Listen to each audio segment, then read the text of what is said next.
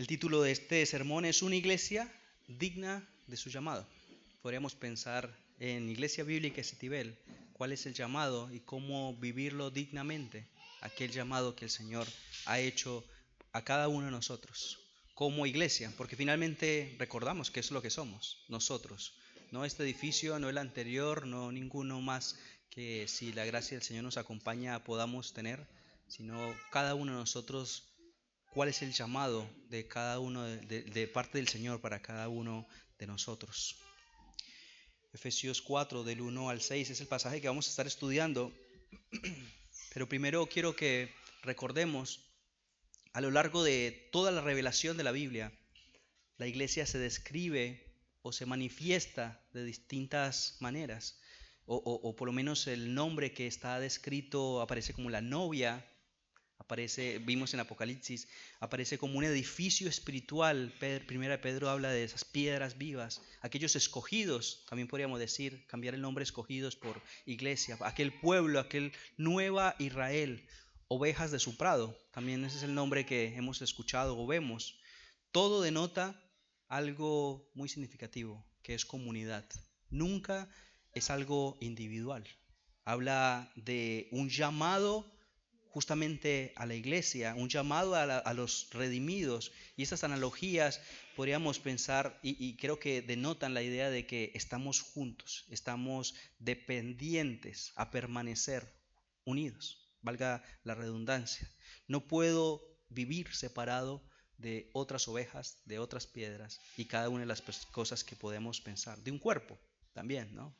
La imagen tan gráfica que tenemos, aquellas piedras vivas, sus escogidos. 1 Corintios 12 habla justamente de un cuerpo. Romanos también habla de un cuerpo, de unos miembros, de una membresía, porque así como el cuerpo es uno, un solo cuerpo, tiene muchos miembros, pero todos los miembros del cuerpo, aunque son muchos, constituyen un solo cuerpo. Así también es Cristo. El cuerpo de Cristo justamente es la manifestación visible de lo que no solamente sucedió allí en Galilea hace miles de años, sino que el Señor ha querido que nosotros también seamos parte de ese cuerpo de Cristo. Una manifestación viva justamente. El cuerpo, la iglesia universal, no aquella del pajarito, sino la iglesia de todos los tiempos, todos los creyentes de todas las épocas, en todas las regiones. Casi todas las cartas escritas en el Nuevo Testamento hablan a iglesias particulares, excepto, bueno, Santiago, como estamos estudiando también, habla a muchas iglesias. Pero después de esta iglesia universal hay iglesias en ciudades específicas que hacen parte del cuerpo de Cristo, pero están localizadas en una ciudad muy particular. Éfeso en este caso, Corintio, Citibel.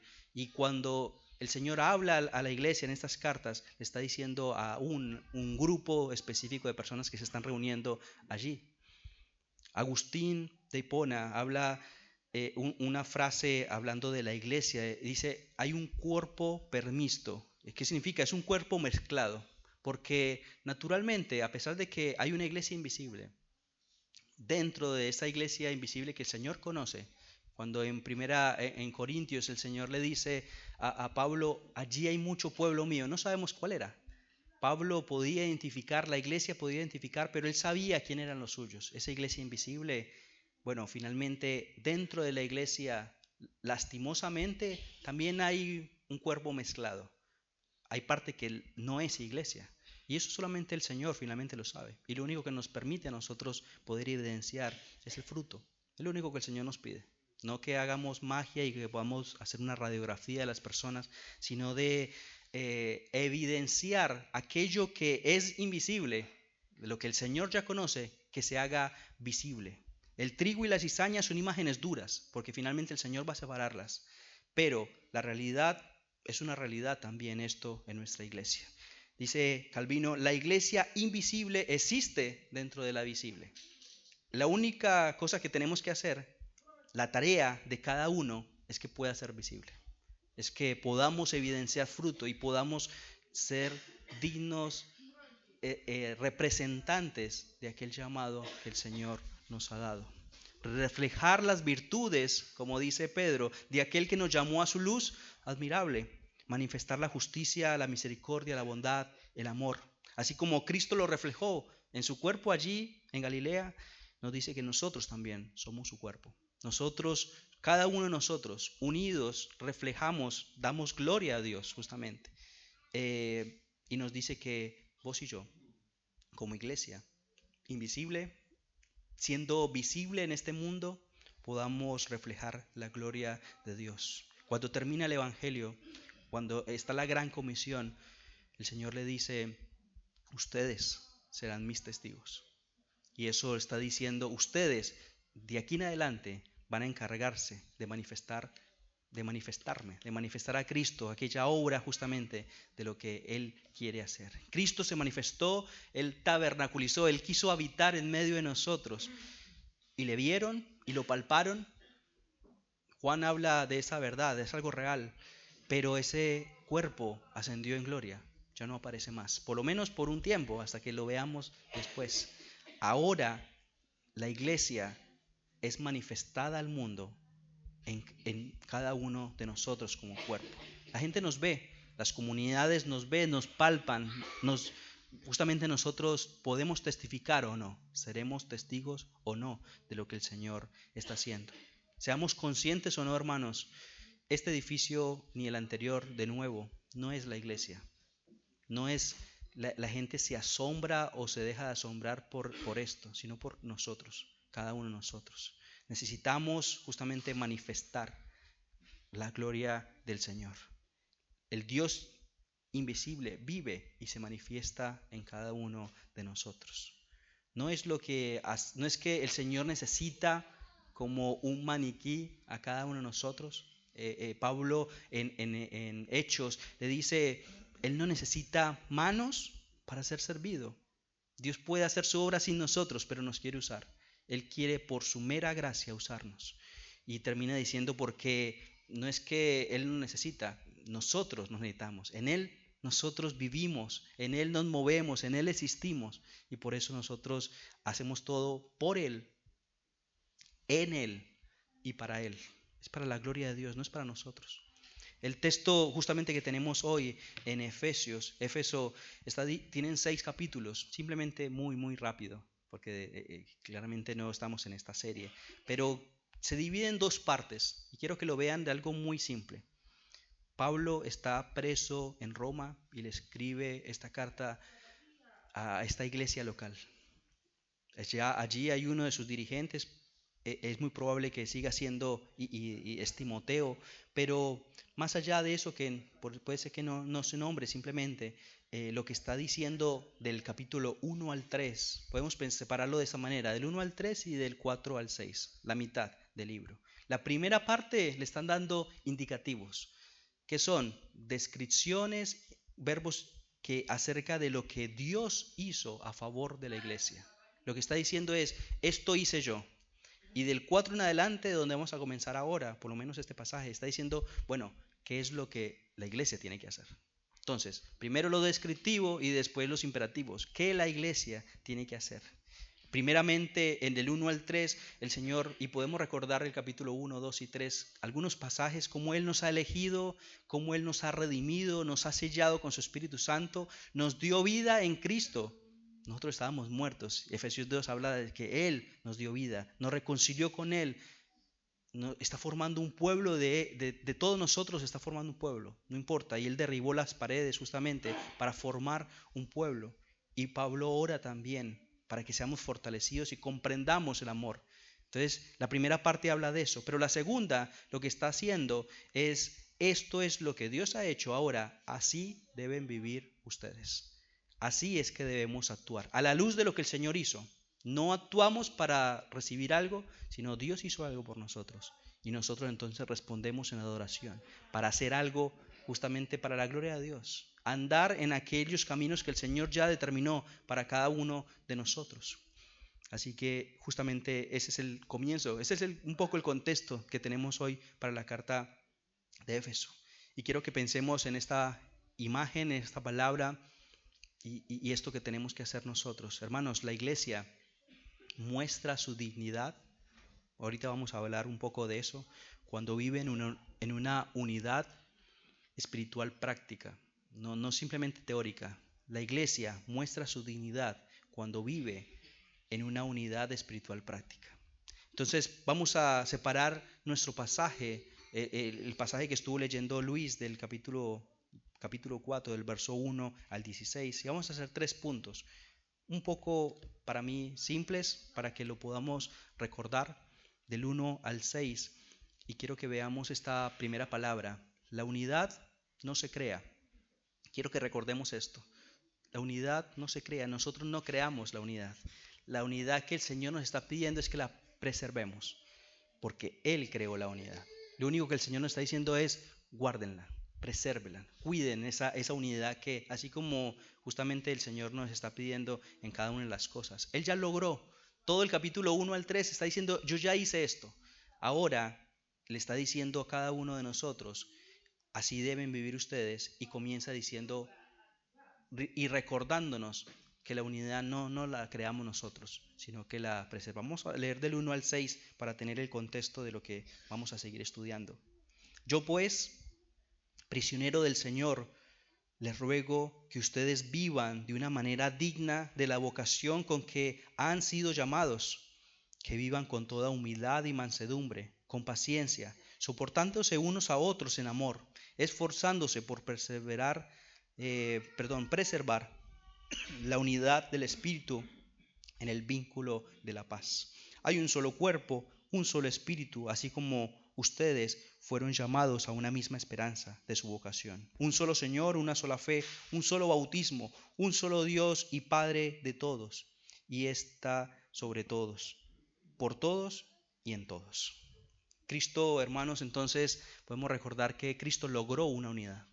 Cristo hizo esto. Si vamos un poco atrás, si van en una hojita, yo voy a leer en favor de ustedes también, en el capítulo 2:13, el Señor está diciendo: pero ahora en Cristo Jesús, vosotros que en otro tiempo estaban lejos, habéis sido acercados por la sangre de Cristo. Y el 14 continúa diciendo: porque Él mismo es nuestra paz, quien de ambos, está hablando puntualmente de los gentiles, hizo un solo pueblo, derribando la para, pared intermedia de separación. Así que Cristo nos está diciendo que por medio de la cruz, por medio de la obra de expiación, de todo lo que Él hizo, Él derribó la pared. Aquella pared que pareciera un obstáculo para que muy probablemente la mayoría de nosotros pudiéramos tener comunión, porque eso no podría existir. Podría ser imposible, no solamente por equipos de fútbol, nacionalidades, sino por personalidades también. El Señor ha logrado esta unidad. Hermanos, créanme que es muy complicado que nosotros en algún momento, si no fuera por Cristo, estuviéramos juntos. Esto ha sido una obra del Señor. Y Él ha derribado esa pared, esa barrera, ese muro, justamente esa separación que el pecado mismo ha creado de ambos pueblos, hizo uno solo, y poniendo paz, pero no una paz para entre nosotros y que vivamos felices, sino para con Dios. Así que es por medio de Cristo que el Señor ha generado eso. Y Juan 17:20, justamente Jesús estaba haciendo esta oración sacerdotal por esa iglesia y por cada uno de nosotros, para que la iglesia sea una. Y Él está orando para que todos sean uno, como tú, oh Padre, en mí y yo en ti, para que el mundo crea, porque somos una iglesia visible, porque somos el cuerpo de Cristo, para que el mundo crea que tú me enviaste. Cristo no solo ora por la unidad, sino que Él la garantiza por medio de su muerte. No simplemente es un deseo: Señor, yo quisiera eso, sino que Él muere para, por medio de la cruz, derribar esa pared. Y no solamente la muerte, sino la resurrección y la ascensión. Y tampoco ahí, sino que envía a su Espíritu para que eso sea posible en cada uno de nosotros. Aquel Consolador, para que nos dé luz, como leímos justamente en Juan. Aquellos discípulos que no entendían, ahora entienden por la gracia de Dios, y que ahora están viendo por medio del Espíritu aquellas promesas que Dios le había hecho, que Él iba a ser el Rey, y que es el Rey y está en el trono. Así que con esa base, empezando Pablo con una base, podemos seguir pensando que el llamado al creyente, porque Él la logró, no es a crearla, es a guardarla, a preservar justamente en la unidad. Veamos el verso 3, que le dice: sean solícitos, esfuércense, sean diligentes en guardar la unidad del Espíritu. No es nuestra, el Señor la ha generado en este vínculo de la paz, sino que la guardemos porque ya existe justamente en el Espíritu. Andar como es digno de la vocación de que fuiste llamado es sinónimo o es un resultado justamente de que estas actitudes del carácter que va a empezar a enmarcar del 2 al 3, si ustedes las quieren señalar allí, cada una de esas actitudes: humildad, mansedumbre, paciencia, soportándose. Justamente esto es lo que el Señor nos está pidiendo. Esas actitudes del carácter para que por medio de esto podamos preservar esta unidad. Y después del 4 al 6 nos está dando un fundamento teológico. Repite 7 veces uno solo, porque estamos unidos en una obra que el Señor hizo. Un solo Espíritu, un solo Señor, una sola esperanza, una sola fe, un solo bautismo, un solo Dios y Padre. Por eso estamos unidos, porque Dios hizo esa obra para cada uno de nosotros. Entonces la iglesia, hermanos, muestra su dignidad justamente cuando vive en una unidad espiritual práctica, no una unidad acerca de un grupo político, una bandera. Hoy cantamos, nosotros todos levantamos una bandera. ¿Cuál es? De que somos redimidos.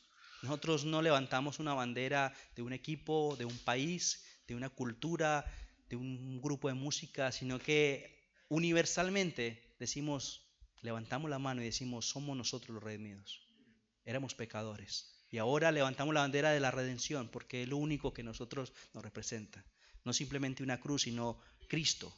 Entonces la unidad no se crea, se preserva por medio de este carácter, que es un fruto del Espíritu Santo también en la vida de cada uno de nosotros. Y una doctrina, un fundamento sólido, justamente lo que está diciendo: una fe, un Señor, una esperanza, un Espíritu. Este cuerpo se fundamenta en estas verdades sólidas del Evangelio, doctrinales. No vamos a poder, por cuestión de tiempo, poder hacer un resumen. De hecho, solamente este pasaje ya daría para toda una prédica, pero quiero abarcar un poco más y que podamos ver justamente cómo el Señor da herramientas a la iglesia para poder vivir de una manera digna. ¿Cómo podemos entonces, de una manera práctica, pensando para cada uno de nosotros, dañar o no preservar esta unidad del cuerpo? ¿Cuándo esto puede suceder? Y yo creo que es simple, cuando hacemos lo contrario de lo que nos está pidiendo con respecto al carácter. Y podemos pensar cada uno de nosotros cómo podemos lastimosamente dañar o afectar esta unidad. Cuando fomentamos divisiones, Pablo le está diciendo a la iglesia en Corinto, una iglesia inmadura: nosotros tenemos 15 años, piensen, es una iglesia adolescente. ¿Alguien tiene hijos de 15 años? Bueno, puede más o menos imaginarse cómo puede actuar, pero esta iglesia era bastante inmadura. Y esta iglesia está diciendo: yo soy de Pablo, yo soy de Apolos, yo soy de tal persona, yo soy de John, algunos de los John MacArthur, no sé, Piper. Y él dice, 1 Corintios 1:13, y le pregunta: ¿acaso están divididos en Cristo? Más o menos lo mismo que está diciendo. Apolos, Pablo fue crucificado por ustedes. Es lo que le está diciendo. Él hizo algo por ustedes para que ustedes empiecen a seguir a tal persona. Yo soy team de tal persona, no. ¿O fuiste bautizado en el nombre de Pablo? Es lo que está diciendo en 1 Corintios 1:13. De ninguna manera.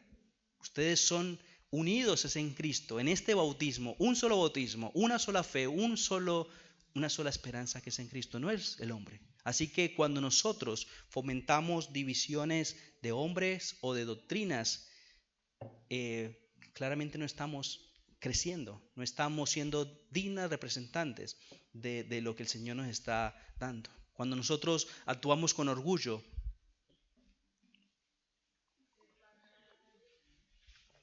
Pablo también le dice en Filipenses 2:3, poniendo en ejemplo a Cristo también, Él se humilló y dice: olvidando que nada hagáis por contienda, por vanagloria.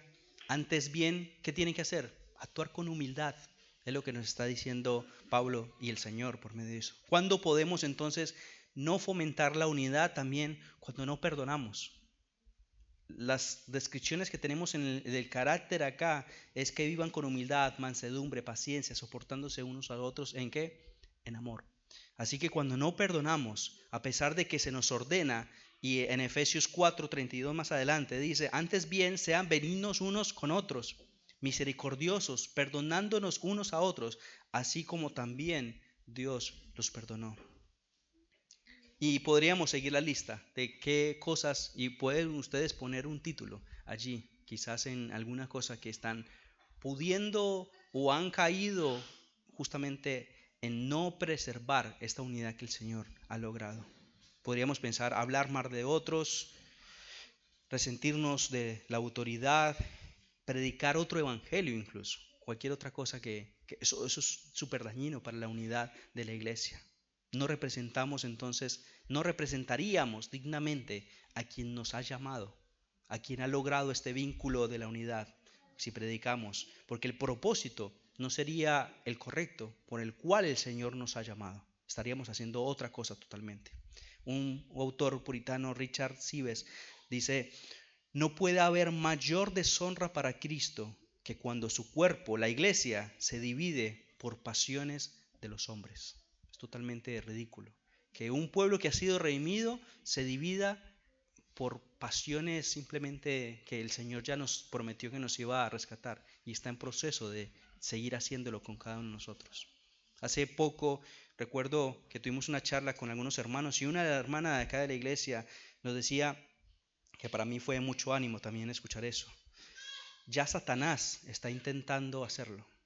Satanás está buscando destruir la iglesia. Si nosotros somos partícipes de eso, de romper el vínculo, de destrozar la iglesia, estamos siendo usados por Satanás. Estamos siendo usados justamente porque estamos siendo partícipes de lo que Dios no quiere para la iglesia.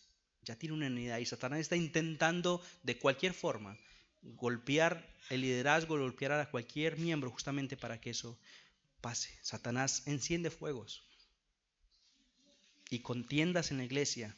Nosotros tenemos que apagarlos. Nosotros tenemos que ser intencionales, diligentes en poder apagarlos. ¿Cómo? En amor, siguiendo creciendo en este vínculo de la paz. Apagar estos fuegos con aguas, podríamos pensar, de amor. Así que hermanos, si queremos guardar la unidad del Espíritu, no podemos hacer nada con nuestra fuerza. Eso también. No lo creamos nosotros, no lo podemos hacer nosotros en nuestra fuerza.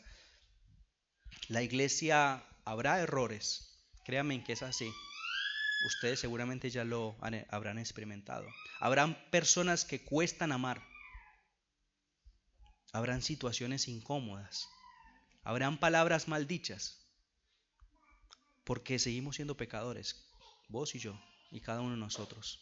Pero si nosotros respondemos en humildad, en mansedumbre, en paciencia, en amor, estaremos caminando justamente como un digno representante del reino, este vínculo de la paz. No se trata de evitar un conflicto, hermanos. No se trata de no me meto entonces en este compromiso, en esta iglesia local o en este ministerio porque seguramente me van a conocer, me van a saber que voy a explotar y le voy a pegar. No, no se trata de huir del conflicto, sino de justamente permitir que el Señor obre en medio de nosotros, en medio de estos conflictos. Si fuera así, posiblemente nos tomaríamos en la semana 3 días en el matrimonio para huir de un montón de cosas. Pero el Señor quiere que seamos santificados por medio de la iglesia, por medio del matrimonio, por medio de la crianza. Yo no puedo abandonar a los hijos una semana para evitar conflictos y que yo no me aire. Sin duda que no. Así que seamos diligentes en mantener lo que Cristo ya logró, una iglesia unida en Él. Y en este primer punto pensamos entonces de cómo la unidad la ha logrado Cristo y lo único que tenemos que hacer nosotros es preservarla. Ahora, si podemos pensar en un segundo punto, podemos ver desde el verso 7 al 12, y vamos a estar leyéndolo, pero quiero que pensemos, en los que estén tomando notas, primer punto, la unidad no se crea, se preserva. El segundo punto, existe y debe haber una membresía consciente. Piensen en esta palabra.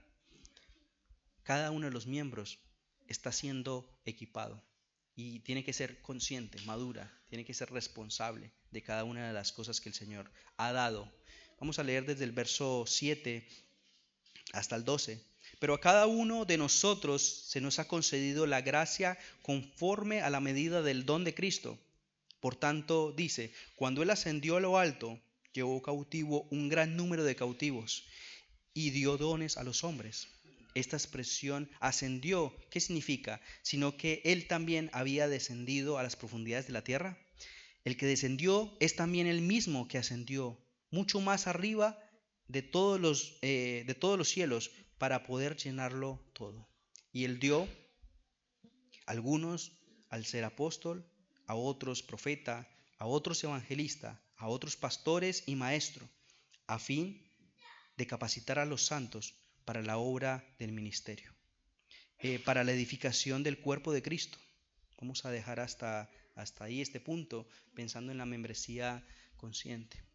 Piensen, ahorita si el Señor nos da vida, vamos a comer una torta en el cumpleaños de la iglesia. Para que esa torta, posiblemente la persona que la hizo, si es de 2 o 3 pisos, para poder armar el segundo piso, tiene que formar primero una buena base sólida. Porque si no, va a ser en vano y va a perder muchas horas y mucho dinero y se va a frustrar. Así que, como una torta, hay una base sólida que el Señor ha puesto. Y este pasaje nos aclara que nada es fabricado por nosotros. Y en esa roca que acabamos de cantar, en esa ancla firme en la que nosotros nos pisamos, de Efesios 1 al 3, que está diciendo lo que el Señor hizo por nosotros, entonces ahora el Señor nos está diciendo, nos aclara que no fuimos nosotros primero. Y eso es bueno, hermanos. Eso es bueno reconocerlo. Eso nos genera humildad y decir, no ha sido por nosotros. Nada bueno hay en nosotros. Y por tu gracia somos esos barros, vasijas de barro y que tenemos dentro algo sumamente glorioso e importante. Pero Cristo nos dice que Él ganó esta unidad, pero Cristo dice que también nos equipa. También. No solamente logra una unidad, sino que nos da cosas, nos da dones justamente para la edificación y el crecimiento, para servir, para edificar esta iglesia local. Y en el 7 dice que cada creyente, leámoslo si quieren juntos, o lo puede enseñar, a cada uno de nosotros se nos ha dado una gracia particular. ¿Qué quiere decir esto? Es que no a todos se les va a dar lo mismo. No a todos se nos dio lo mismo. Yo a veces admiro las capacidades de algunas personas y yo no puedo estar frustrado de decir, ¿por qué a mí no? Yo no puedo estar comparándome. El Señor ha dado específicamente esta gracia particular y esto es bueno. Así como no lo forzamos, no lo creamos nosotros, es el Señor el que lo ha dado y el Señor lo dio conforme a su multiforme gracia. Y nosotros debemos estar contentos y gozosos en esto. Crecer en el gozo, porque posiblemente no sea natural, crecer en el gozo de esas oportunidades de servicio que el Señor nos ha dado. En el 8 al 10, el Señor está explicando que este Jesús exaltado, puede ser que el texto sea un poco confuso, porque está agarrando textos del Antiguo Testamento, citando. Él distribuye dones, como para resumirlo, en su victoria. Dice, aquel que ascendió, pero por lógica, si alguien asciende es porque descendió, ¿no? Entonces, ¿qué nos está explicando? Cristo logró una victoria acá en la tierra cuando descendió y promete enviar a su Espíritu Santo, pero antes de ascender, ¿qué era necesario? Esto ya estaba planeado desde la eternidad pasada, podríamos pensar. Era necesario que entonces naciera, viviera una vida perfecta, muriera, resucitara y después ascendiera. Y después, cuando esté exaltado en gloria, envía a su Espíritu Santo, como le decía a sus apóstoles, es necesario que yo me vaya. Y los apóstoles no querían, ¿por qué te vas a ir? Yo quiero estar a la derecha, en tu reino y a la izquierda. No, no se trata de eso, no entienden. Es necesario que yo me vaya, que yo muera. Es necesario que yo vaya a Jerusalén, porque cuando yo muera voy a resucitar, voy a ascender y voy a enviar al Espíritu Santo para que ustedes entonces sí puedan ser mis testigos, para que ustedes estén capacitados y allí entonces Él envía estos dones. justamente por medio del Espíritu Santo. Eso es lo que está resumiendo, podríamos decir, del capítulo 8 al 10, del verso 8 al 10. Y podemos confiar, hermanos, en aquella promesa que le hizo a la iglesia. Yo edificaré mi iglesia.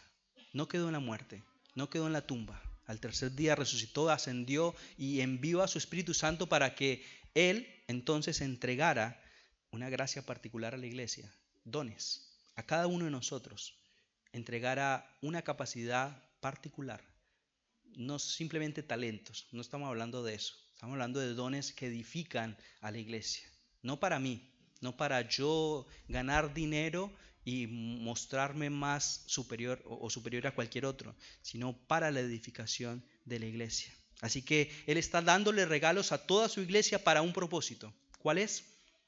Verso 11. Y Él dio a algunos a ser apóstoles, otros profetas, otros evangelistas, otros pastores y maestros, para un propósito, para que todos crezcamos juntos a la estatura de Cristo, a la estatura de Dios. ¿Y cómo es eso? Bueno, hasta que muramos. Justamente es la promesa de Dios. Posiblemente algunos me dirán, bueno, vos todavía no estás, o podemos ver a alguno de la iglesia y dice, todavía le falta un poco. Dios está obrando y está haciéndonos crecer. Y Él promete que Él va a edificar, va a dar crecimiento a la iglesia, va a santificarla, va a quitarnos esas ropas sucias y las va a poner blancas por medio de la sangre de Él mismo, del Cordero León. Así que creo que es bueno aclarar, creo que hago un pequeño paréntesis, que aquellos apóstoles y profetas que tenemos acá, estos dones fueron dados a la iglesia, pero nosotros entendemos de que ya no están vigentes para la iglesia. El Señor ha dotado de dones milagrosos y sorprendentes a los apóstoles. ¿Quién de ustedes, por la sombra de alguno de ustedes, ha sanado a alguien? Eso solamente fue entregado a los apóstoles y a estos profetas que el Señor estuvo hablando por medio de él. Ahora nosotros lo que hacemos y entendemos que aquellos profetas o cualquiera que se levante como profeta o apóstol del Señor hoy en día claramente no lo es, porque el Señor ha dicho a Juan el Bautista, este fue el último profeta y ahí murió y después ya no hubo más. Ahora nosotros nos acercamos a la palabra profética más segura, que es la palabra de Dios. Y lo que nosotros hacemos es enseñar y hablar de parte de Dios por medio de su palabra, por medio de su revelación. Así que entendemos que estos primeros, por lo menos, apóstoles y profetas, ya no siguen vigentes para estos dones, por lo menos. Y el Señor habló y ahora nos pide que enseñemos justamente. Ya fueron dados a estas primeras piedras, podríamos pensar, a esta base de lo que es lo que conocemos como la iglesia. Imaginémonos, como para que entendamos esta idea también, una estructura.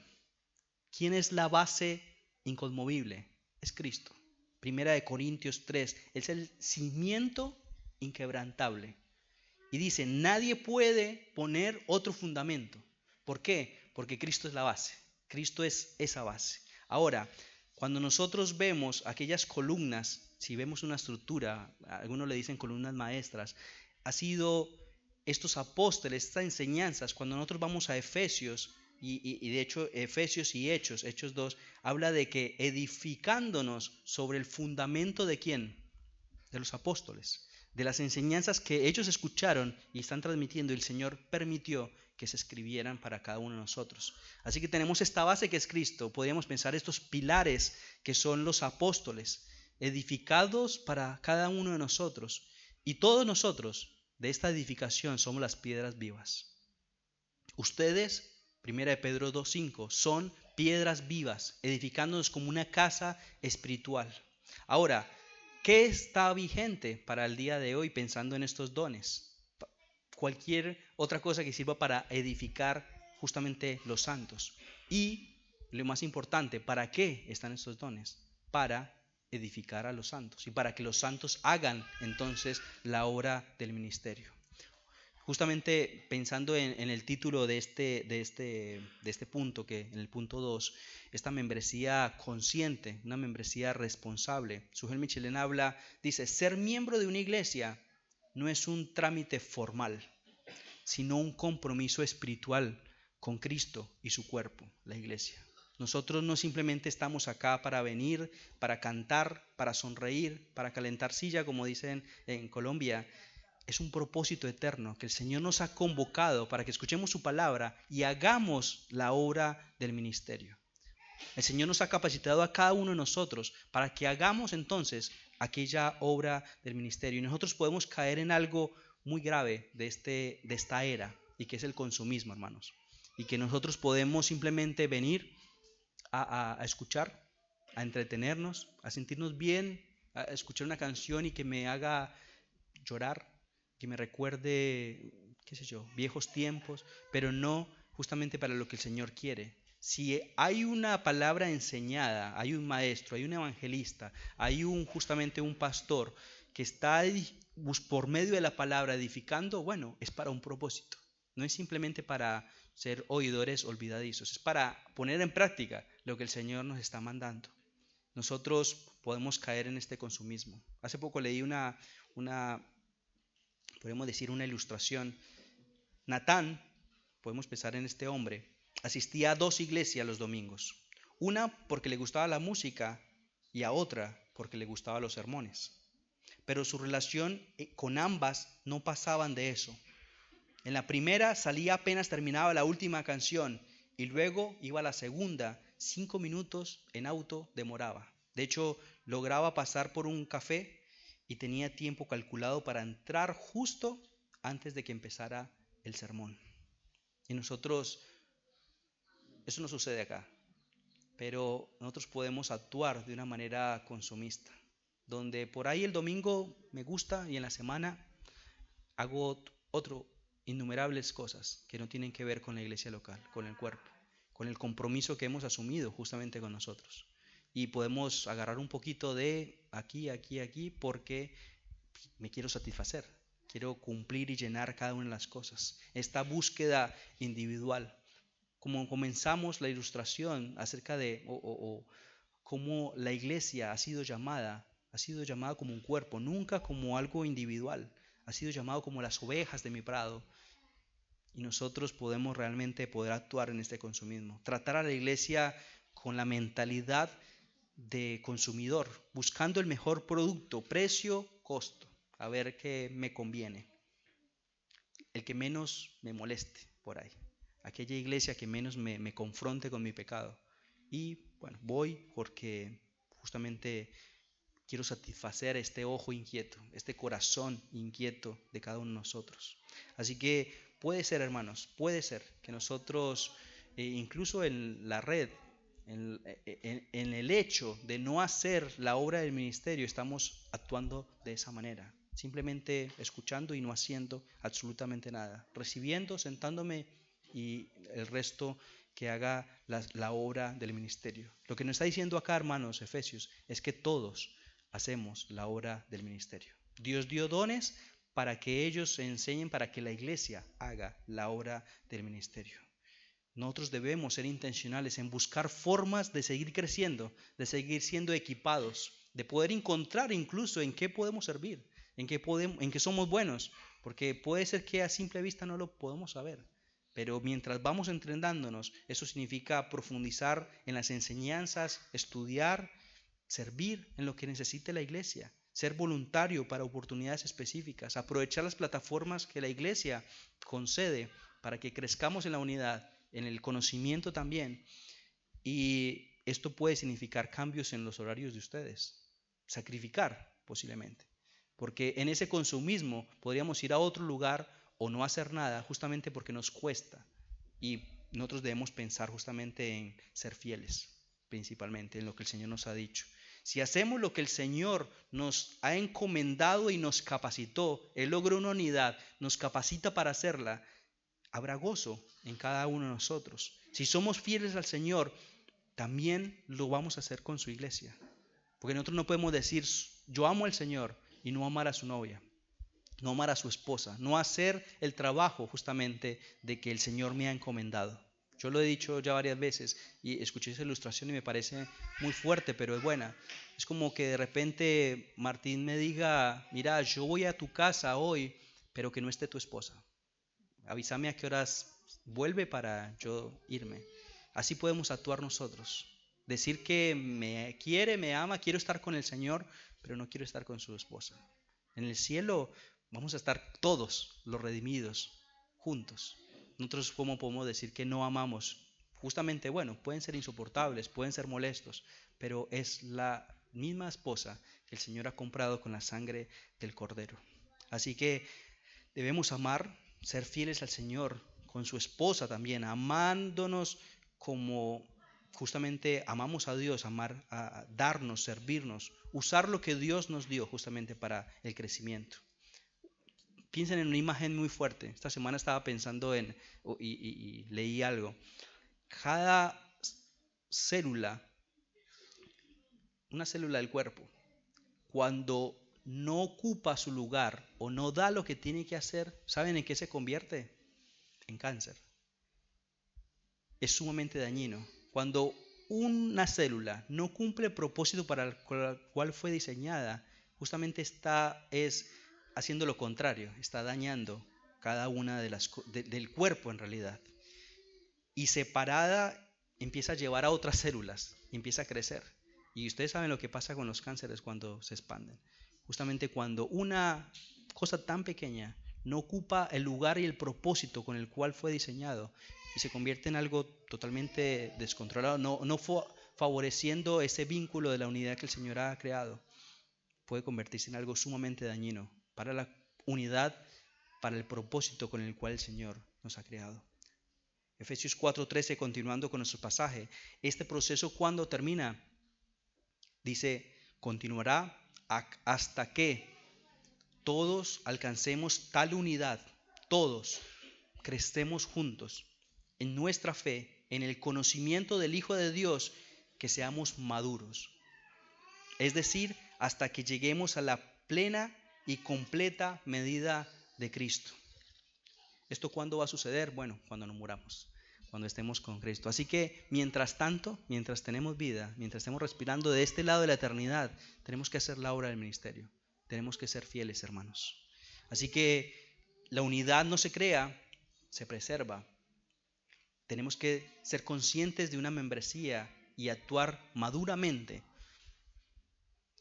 como miembros que ya estamos equipados. Y por último, este punto 3, ¿cuál es la meta que tenemos y que el Señor nos ha dado? Leamos desde el verso 13 hasta el 16 en nuestras Biblias.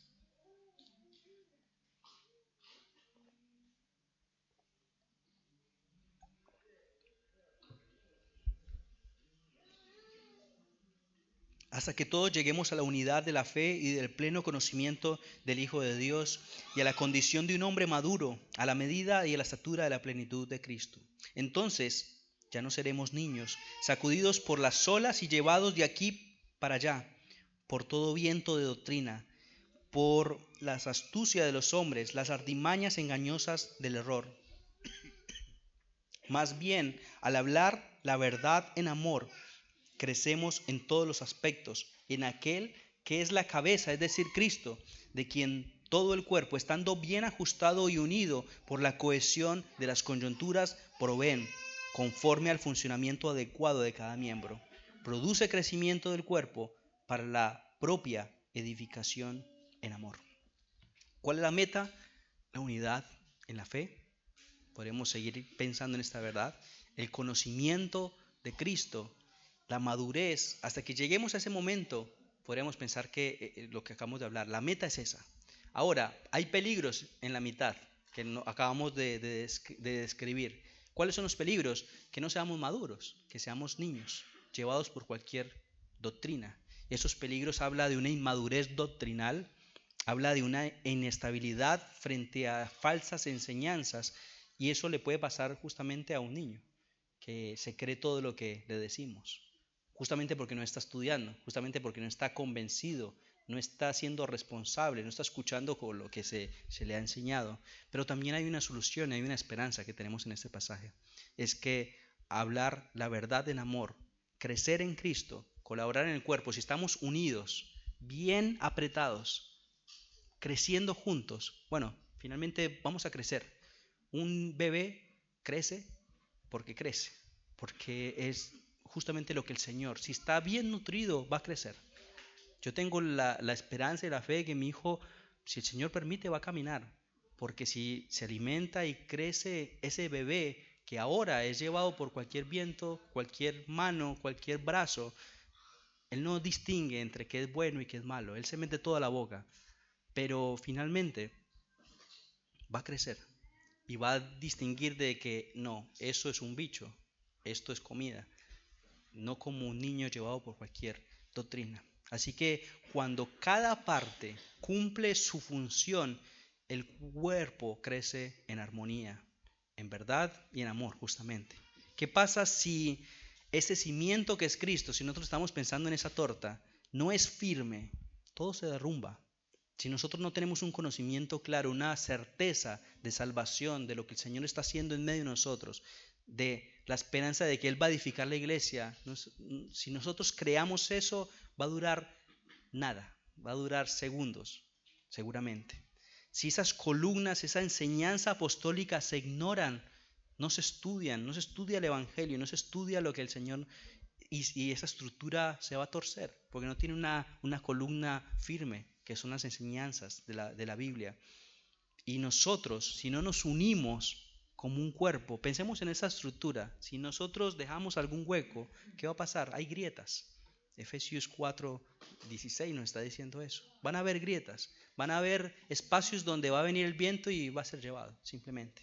Así que, hermanos, este es un claro ejemplo. Creo que el mejor ejemplo que nos podamos ver en la Biblia es esta iglesia primitiva. Hechos 2:42. ¿Ustedes recuerdan qué hacía la iglesia? Yo creo que es una descripción y recordarnos a nosotros de por qué hacemos lo que hacemos, por qué nuestra liturgia, por qué cantamos, nos reunimos, tenemos comunión, por qué escuchamos la palabra de Dios, porque fue lo que el Señor nos mandó. No hacer simplemente cosas creativas o que produzcan números, sino lo que el Señor nos manda. Porque posiblemente en otro tiempo ya no va a ser tan atractivo o de hecho no lo es, madrugar de cierta manera, pero nuestra gloria es poder escuchar la palabra de Dios. Este fundamento era que predicaban a Cristo en la iglesia primitiva. Predicaban a Cristo y este crucificado y era su única misión. Esta enseñanza apostólica, ellos dicen que preservaban en la doctrina de ¿quiénes? De los apóstoles. Escuchaban, leían, aprendían justamente todo lo que transmitía el Evangelio y se dedicaban continuamente, Hechos 2:42, a la enseñanza de los apóstoles, a la comunión, al partimiento del pan y a la oración. Cada una de estas cosas es indispensable. El partimiento del pan, el recordar el Evangelio, la comunión y la oración es indispensable. El sermón pasado trató de justamente la oración. Así que hasta que todos lleguemos a la unidad de la fe y del conocimiento del Hijo de Dios, esa es la meta principal que el Señor quiere para cada uno de nosotros. Dios da dones y ministerios para que, no necesariamente para que alguno de nosotros sea más sabio o tenga un mejor puesto o se ponga sobre otros más grandes que otros, sino que para que todos lleguemos. Sería irresponsable de que solamente uno crezca, de que solamente uno se enriquezca. Nosotros deberíamos trabajar a unísono. Es la palabra por ahí en música, el coro. Cuando en el coro, un coro real, pensando en muchas personas que están cantando a unísono, cuando alguien sale y canta ella sola, está fallando en el coro en sí, porque la esencia del coro es que todos canten a unísono, ¿no? Después están los solistas. La iglesia tiene que trabajar a unísono, tiene que trabajar como un cuerpo y que no necesariamente nadie resalte, sino que todos crezcan en ese sentido. No es necesario que uno crezca más que otro. Por la gracia de Dios, a veces Dios da más crecimiento, Dios da más madurez o de una manera más rápido. Pero bueno, entonces eso tiene que usarse para poder edificar y llevar la carga de los otros, de aquellos que son débiles en la fe. No para uno exaltarse y decir, sigue siendo inmaduro en esta. Está luchando hace 10 años con lo mismo, no te puedo creer. No, necesitamos ver cómo edificar la iglesia para que todos lleguemos entonces juntos a la unidad que proviene de un conocimiento también de este conjunto de verdades del Evangelio. Así que hermanos, básicamente la meta es producir hombres y mujeres, porque habla de no niños, sino hombres y mujeres maduros, responsables, miembros maduros. La iglesia y la membresía no es el pastor que podemos poner el papá y un montón de niños. No, puede ser un liderazgo por medio de ancianos, pero todos somos adultos. De hecho, la membresía de nuestra iglesia es de adultos, porque entendemos la responsabilidad que cada uno tiene que cumplir para la obra del ministerio. Sos responsable, recibís muchos beneficios, pero también si hay algo malo, bueno, también hay disciplina. Y por eso el Señor habla de que sea responsable, no es pasiva, no como los niños. Producir hombres que ya no son como niños, sino maduros,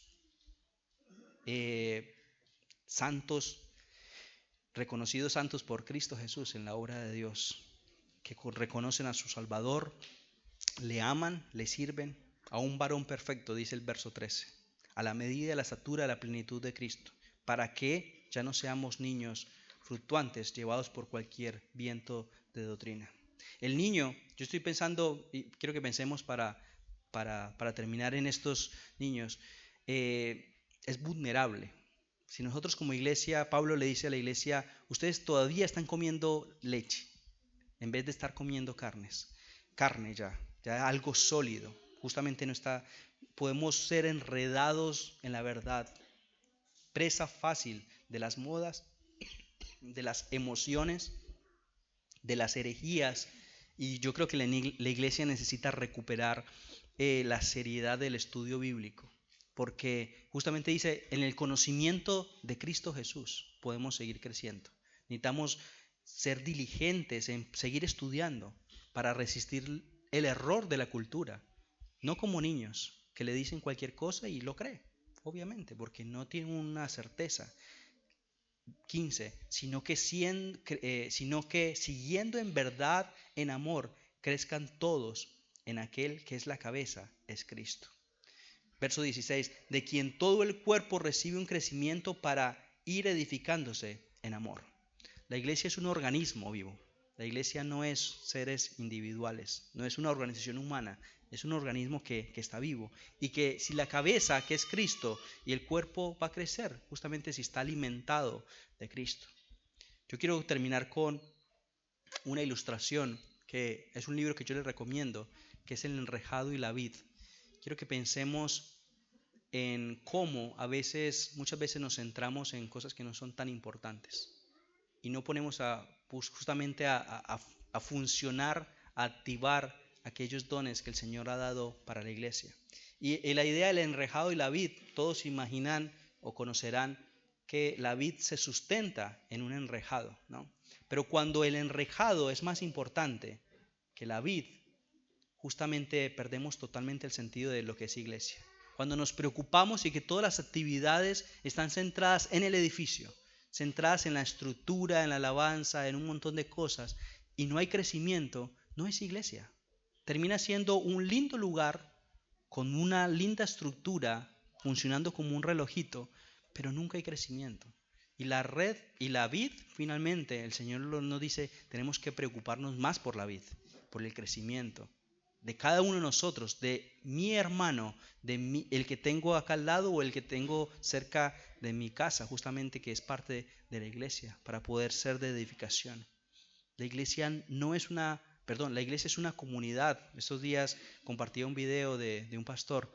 No son eventos, es una comunidad, es un organismo vivo que el Señor. Y la ilustración puntualmente lo que está diciendo es, si tu iglesia es así, ¿cómo? Que de repente se preocupa más para que crezca la estructura, o yo estoy pensando y frustrándome más porque la vid no está creciendo, perdón, porque la estructura se ve un poco decaída, está despintada. Nosotros no tenemos un enrejado, de hecho, estamos alquilando enrejados cada tanto, porque la vid es la que se mueve de manera sobrenatural, porque gracias a Dios el Señor sigue permitiendo esto. Ahora, si tu iglesia está así, entonces lo más probable es que la vid se vea un tanto cansada. Las hojas no están muy verdes, las flores son un poco abundantes y ya pasa un buen tiempo desde la última vez que se dio un brotis. Porque muchas veces podemos simplemente pensar en lo que es visible de la estructura. Porque no cumplimos el propósito y no nos preocupamos más por seguir creciendo en la palabra de Dios y en el bienestar del otro, en los dones que el Señor nos ha dado, que justamente lo que el Señor nos ha llamado es que crezcamos juntos.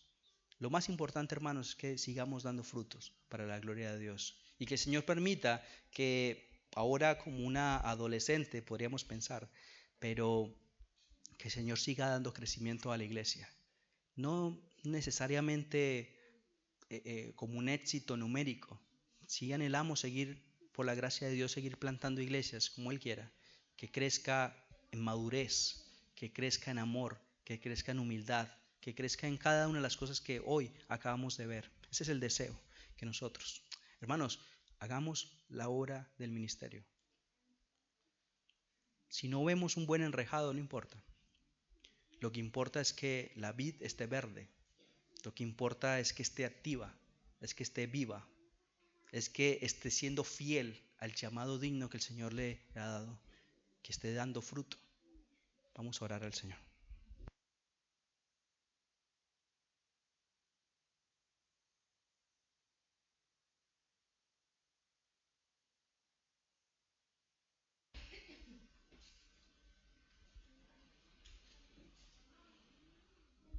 Señor, la autosuficiencia en nuestra vida cristiana es totalmente una contradicción.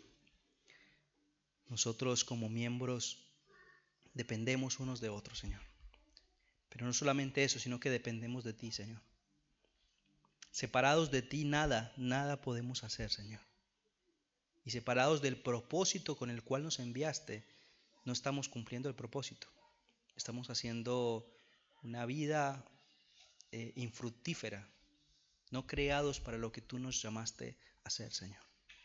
Tú nos has acercado por tu gracia, tú nos has redimido a cada uno de nosotros para un propósito, y es de que pertenezcamos a esta iglesia universal. Pero nos has puesto también en esta iglesia local para el servicio de tu gloria y para la alabanza de tu gloria, Señor. Ayúdanos a ser fiel mientras estemos acá. Ayúdanos a ser diligentes. Ayúdanos a depender. Ayúdanos a ser humildes. Cada miembro, Señor, es vital. Cada uno de nosotros es de importancia porque tú, el valor es en ti, porque estamos escondidos en ti. Porque tú tienes un propósito con cada uno de nosotros, Dios. Yo te ruego que tú nos ayudes, Señor. En el nombre de tu Hijo Jesús. Amén.